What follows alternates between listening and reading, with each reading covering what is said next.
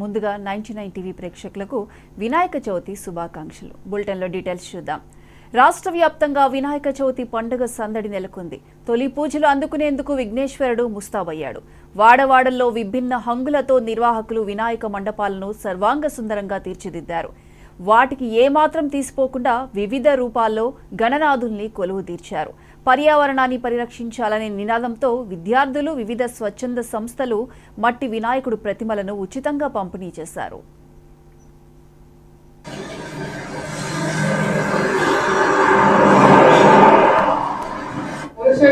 Municipal complex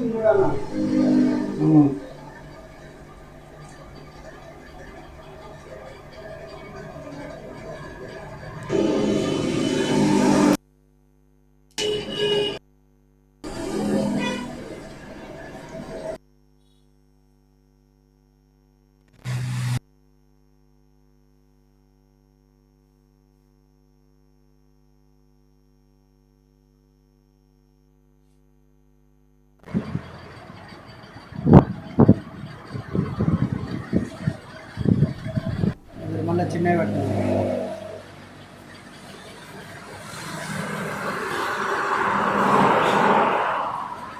police station పక్కన అంటే municipal complex చూడన్నా.